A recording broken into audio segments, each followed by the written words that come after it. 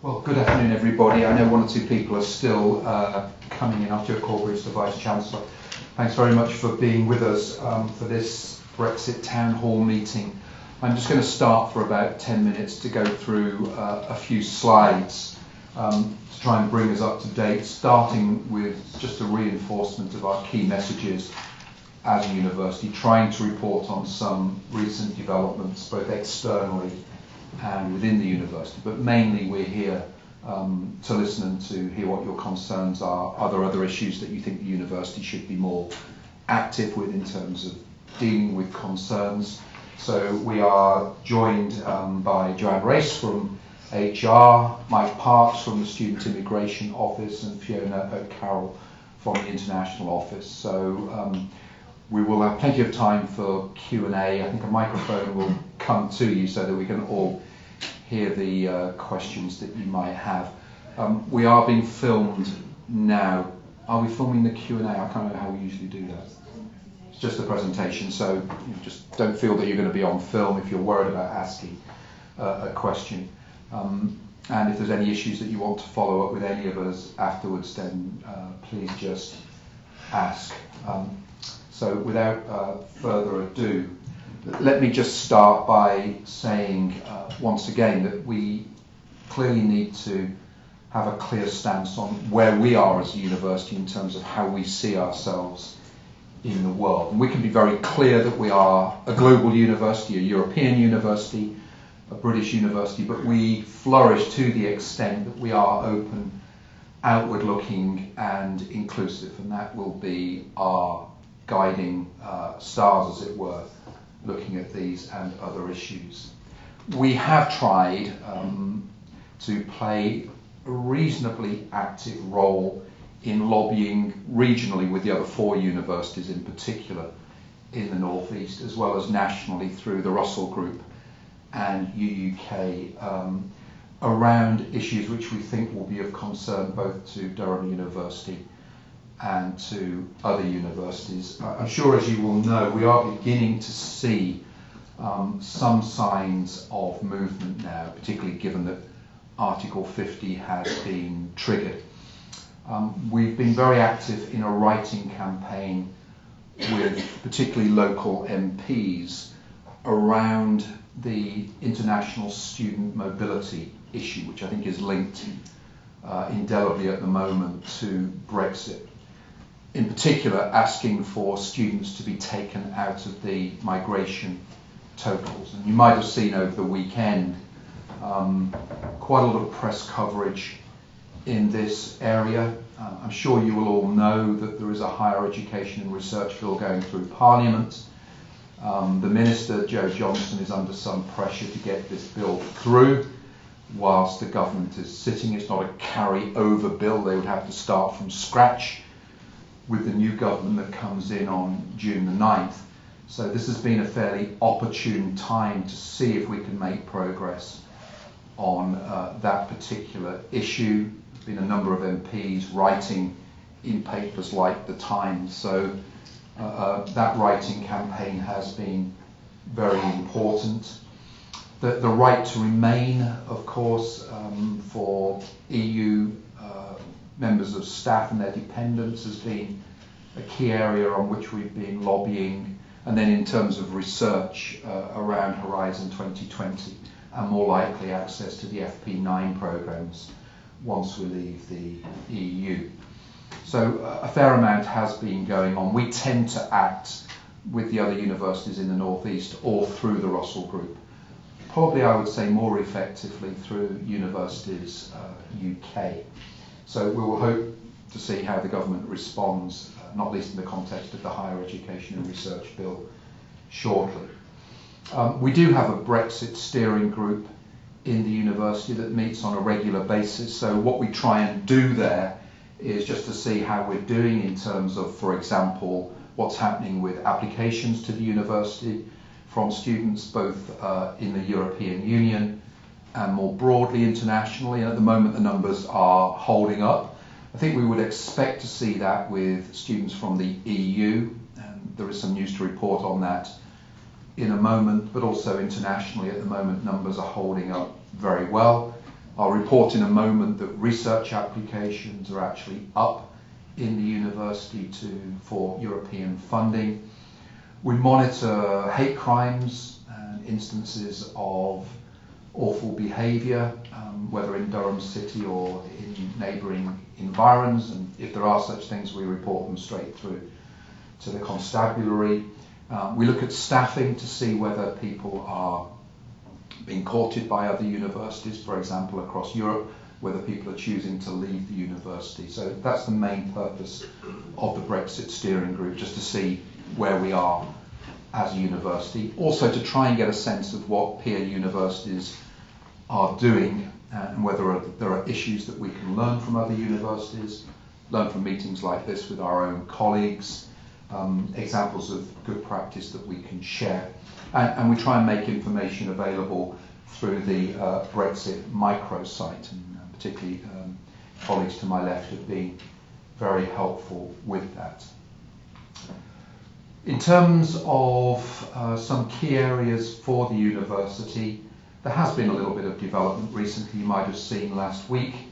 In terms of tuition fees, current EU students studying at UK universities will continue to pay the same fees as home UK students for the full duration of their course, even if the course finishes after the UK has left the EU.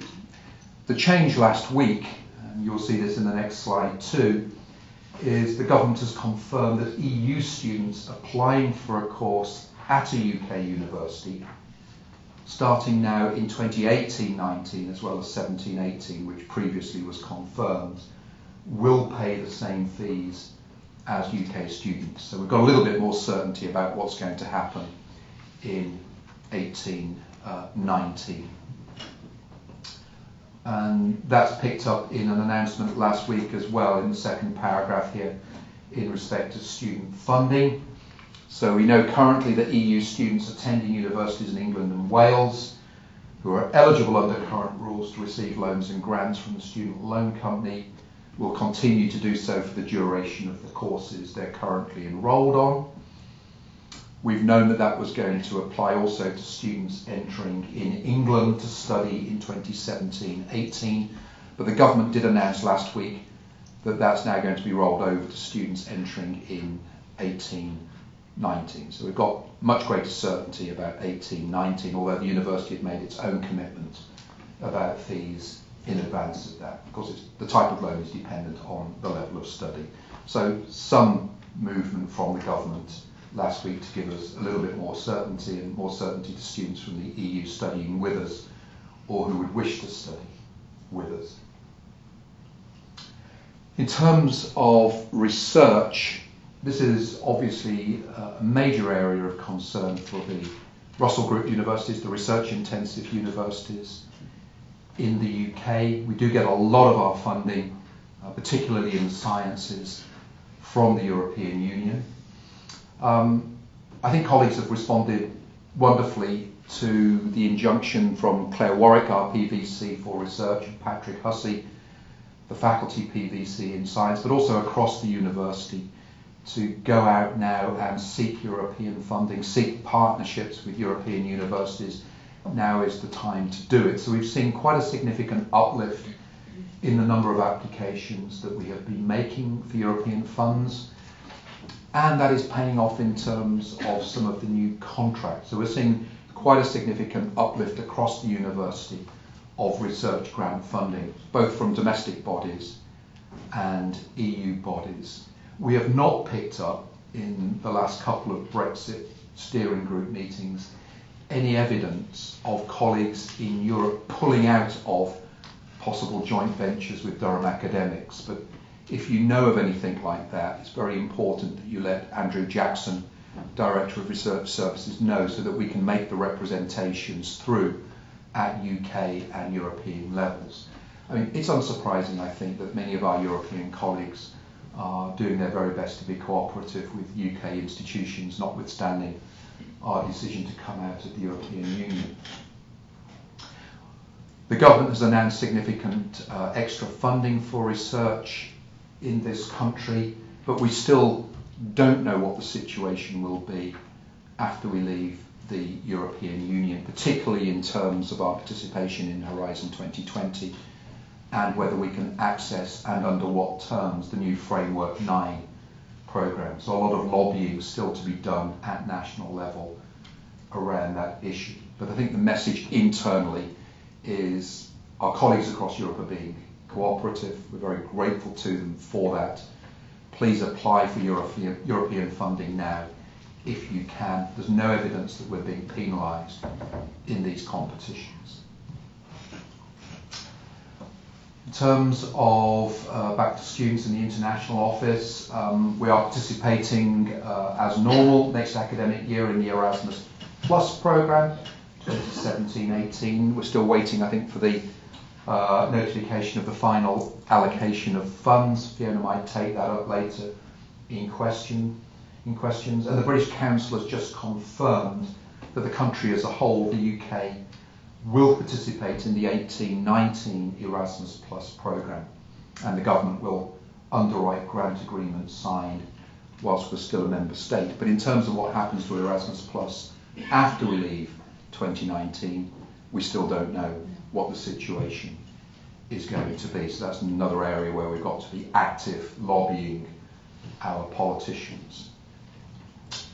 In terms of staff, we've tried to respond as best we can to town hall meetings and conversations, working also with our trade union colleagues to help people who need to want to submit an application for permanent residency or any other legal documentation that you might need at this time.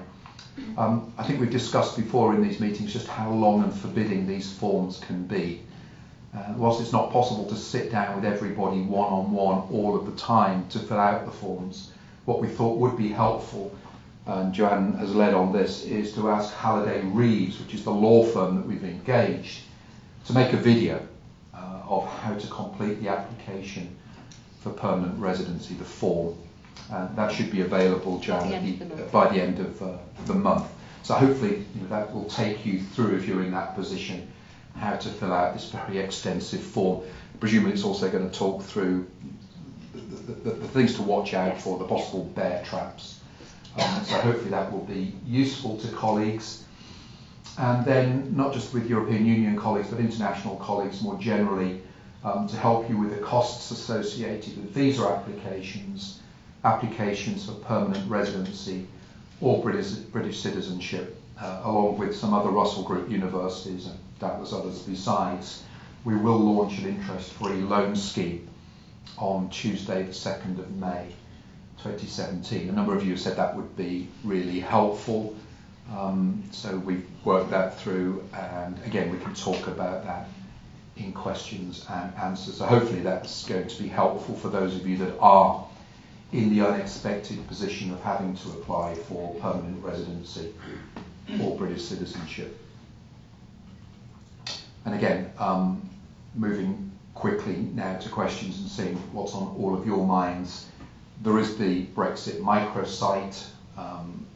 The entry code is given there. If there are ways, and I'm sure that there are, that we can improve this site for you, if you're aware of things that are happening at other universities that you think we should be doing, we will absolutely look at those and see if we can act. We're here to support you as best we can in what is obviously a very disturbing time for many people, particularly people I would expect that are here this afternoon.